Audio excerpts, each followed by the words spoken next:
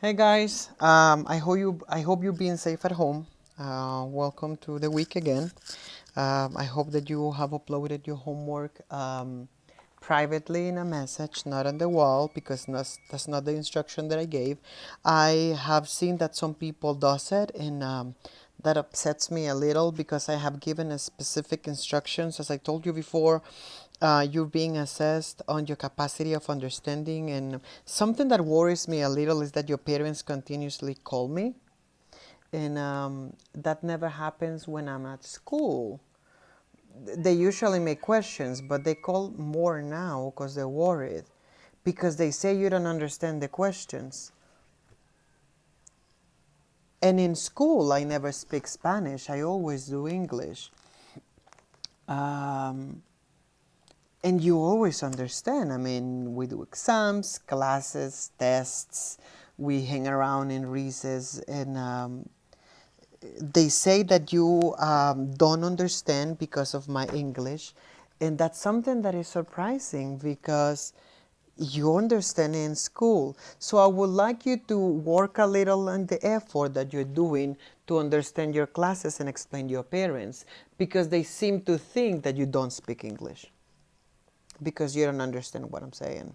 So I hope that you can work on that, because I know that you're better than that, and I know that you have the capacity to explain to your parents um, what we're doing in class.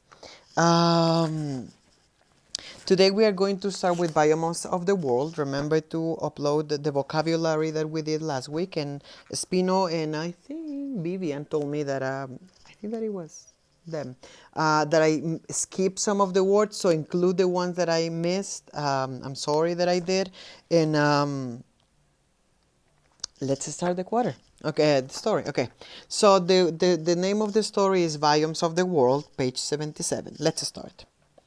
Biomes of the World, written by Sebastian Varnet.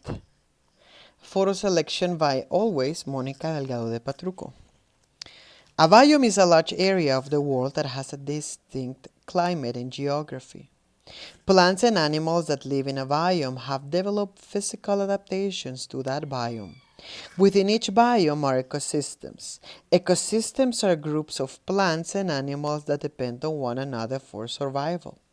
The living organisms in an ecosystem are adapted to the conditions there. Okay.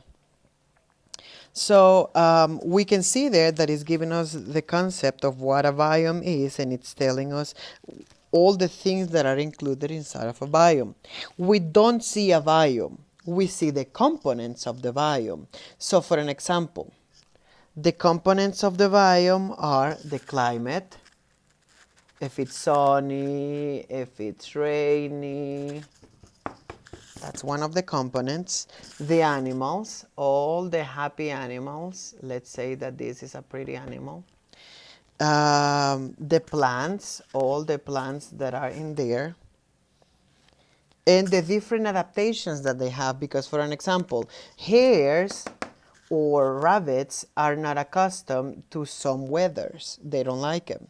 In Honduras, that I know of, because I live in the city and I have been living in the city for a while, I haven't seen a hare or a rabbit, but I have seen a lot of dogs, cats, snakes. So, for an example, in the case of a snake, it gets accustomed to any kind of weather, because Honduras is a tropical country. So, as much as we don't have a specific weather all the time, we have heat and cold. That's it. And then we switch and we include rain in the middle, and sometimes a lot of fire that unfortunately people causes. So it's very important for a biome that all the components in it are accustomed to the changes or to the weather. Now, if we go to another country, countries that have the four seasons, like the States, that they have a snowy winter, a sunny, awful summer, um, um, a chilly fall, that is, or weather. For an example, places like Valley, Santa Lucia, Ojojona, and Santa Ana have a weather-ish chilly, like the weather they have in the States in the fall or in the autumn. And then spring is really beautiful. It's a mild weather, not hot, Not too humid. It's nice. There's a lot of flowers. It's really pretty to see. So those kind of countries, the biomes have to have beings that are adapted to them. And if they're not adapted, they have to run away. So adaptation will be something that is going to be very important for all adaptation.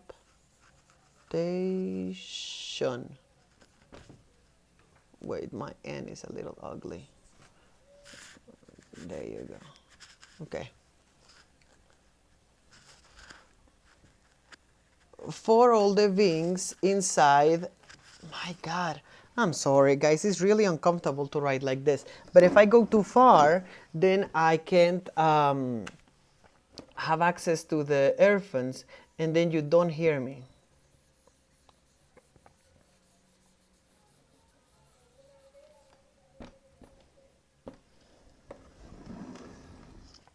Okay. So, this word is key for biomes because all of the animals, the plants, the weather, everything has to be adapted to it. Places, for an example, like the desert, the animals have to be adapted to this kind of weather because it changes. In the desert, it's not always hot. At night, it's super cold. The plants have to be adapted to the lack of water, and the weather has to be adapted to the circumstances because sometimes in the desert it rains for days and it floods and then it stops for weeks. And at night it's super windy that they have sandstorms. So adaptation is key for all the biomes because the animals, the plants, and the weather, they change with the biome, so all of them can be together in there. And the one that it doesn't get adapted, like the animals, if they don't like it, they move, they migrate. So for an example, dogs and some geese and some bear, bear, sometimes when the winter is too cold, the birds fly away from that area. But bears, for an example, they hibernate. They go into a cave, they eat a bunch of food. The bellies are full and then they sleep for months. So adaptation is important for them because that's the environment where they're living and that's how they are being sustained. Okay, next page. Page 78. We're going to get into the first one. Tundra. Imagine a summer day with page 78, the green one. Tundra biome. Imagine a summer day with sunlight for 24 hours. Can you imagine? Now imagine a long, cold, and dark winter during which you hardly ever see the sun. That's what you will find in the Arctic tundra. This is a large, treeless, with no trees, region that covers about 20% of the Earth. Tundras are found in Alaska, northern Canada, Russia, and Scandinavia. The tundra is like a desert, but much, much colder. It gets from 6 to 10 inches of precipitation in the form of snow each year. Can you imagine so much snow? Really pretty and really cold. Only the top layer of the ground gets warm enough to thaw. The permafrost layer lies just below the top layer of the ground. The permafrost layer is always frozen. So there's a layer of the earth that gets warm, but then there's another one that is always frozen. So it's really difficult for trees to grow their roots so they can suck from the earth all the nutrients and the water that they need. That's why tundra, it's a treeless area because they don't have any kind of trees. Tundras have long, cold winters. In this region, the sun rarely rises during winter. It is dark for most of the day, and the average temperature is well below 0 Fahrenheit. Wow, that's super cold. Tundras have short summers. Do they have summers? During the summer, the sun shines for almost 24 hours each day. The temperatures average between 37 Fahrenheit and 60 Fahrenheit. Just for you to know, according to my friend Karen in the States, hey Karen, Honduras, that I know of that we have understood the weather, because in Honduras people does they don't do Fahrenheit, they do something else that I don't know temperatures, but she says that I'm always almost in 70, and for me that's cold. For me that's Santa Ana, and then I'm gonna be sneezing. So if there's summer, the summertime, yeah, let's go to the beach and let's go into the swimsuit, is 37 to 60. That means that it's colder than Santa Ana. That means I am going to Canada, because it's too cold even in the summer. And they have 24 hours of day. I mean, I'll explain to you in a second. Few plants can grow in the tundra. Only shrubs, mosses, and lichens can grow in this region. These plants have shallow root systems that grow only in the top layer of the ground. So mosses are they're kind of like leaves that grow in rocks, and they don't need deep roots to be able to suck all the nutrients from earth. They grow close together and close to the ground. No trees grow in the tundra because trees cannot develop the deep roots they need to live. See, I told you. Animals have adapted to this environment either by migration or by hibernation. Caribou or reindeer migrate. Remember, migration is to leave the area, and hibernation is when they go and they sleep for months with their bellies full of food. I think that's the word that I skipped in the vocabulary. They travel up to 30,000 miles each year. Animals like the brown bear hibernate. Before hibernating, these animals eat a lot of food, which they store as fat. During hibernation, as they sleep, their bodies convert the fat to energy. Other animals have extra layers of fur or fat to keep them warm. So, for example, if I'm not wrong, this is a caribou. I have no idea what a caribou is. Looks like a buffalo here. And they have a lot of fur. I'm pretty sure they stink because they don't shower. They stink worse than horses. Horses smell. Cows smell. Cows are bad. So you can see how they're very furry, they're very hairy, so they protect themselves from the weather. Now, we can see there that this tundra, located in Canada, it's a very cold place. And it's a place that gets sun by or no sun for 24 hours. How? Because its location, it's on the north side, this side of the planet, Canada, Scandinavia, and Alaska. The sun exposition that we have is not really a lot. I mean, places that are in the center of the equator, they get a lot of sun because they're in the center and they're in the belly button, like Honduras. But in this case, Alaska, Canada, and Scandinavia, they don't get a lot of sunlight. So sometimes when the axis of the planets moves like this, far from the sun, then this area doesn't get any kind of sun. And that's when they have 24 hours of night. Because even if they're going around in revolutions around themselves, this area is not getting sun, so it's getting 24 hours, even if it's around and it's like 7, 8, 9, 10, 11, midnight, I'm gonna go to bed. Still night. When you wake up at 7 in the morning, still night. So they have long months of time that they don't have any kind of sun. And it's the opposite when they move to the other side. My God, this marker. Sorry, maybe it's my hand.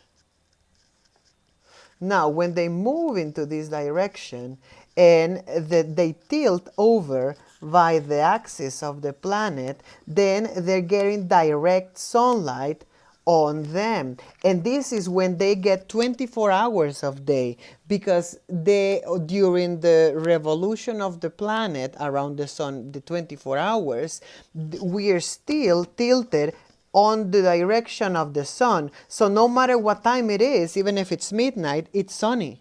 It's not super bright, but it's daylight. You don't see any night. So what people have in there is that they have very thick curtains, or they have rooms that windows are very small with double or triple layers of curtains, so they can actually achieve to sleep even when it's daylight. And kids go to school like that. I mean, it's 9 in the night and they're like, okay, kids, go to bed. And you can see the light outside. So I'm pretty sure it's really difficult to sleep, because I struggle sleeping with a little light. I mean, I know some people in the world that struggle sleeping with a little light, even if it's the tiniest microscopical baby tiny light. So with this, I'm going to give you the first two questions. The first question is, and I'm not going to write it for you, and I'm not going to find it for you. You're going to have to find it yourself. I mentioned the two answers through the video, so go back. And please don't call me and tell me I don't find it. Part of your homework is to try. And you're not really trying. When you call me and you tell me I don't find it, that means that you're not successfully learning. You have to try and fail, and then you will learn. And you will fail, and I will fail, and I keep failing. Believe me, in university I keep failing. But this is how you're going to learn. If you're always waiting on people to answer your question, then you will never be independent. And someday when someone asks you something, are you going to call your teacher to tell you the answer? So the first question will be, what adaptation has to do with the biomes? I would like you to answer it at least in 6 or 7 lines of your notebook. Please don't tell me what kind of notebook do you have. You know that if your notebook is bigger, you're going to have less line, and if it's smaller, you're going to have more, sorry. And what adaptation has to do with the biomes in 6 or 7 lines? Remember the question in cursive with a pen, and the answer in print with a pencil. And the next question will be, describe the tundra biome. Describe the tundra biome. Describe the tundra biome in 6 or 7 lines too. You have enough information in here, and if you don't process this information, go back to what I said. I'm gonna warn you.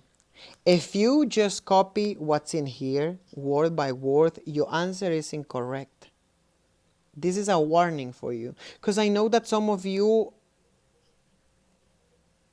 just do it. You just go and you just copy these 2 lines and these 2 lines and this line, and you think that that is correct. That just tells me that you're not understanding the language, and you don't want to work, and you don't want to learn.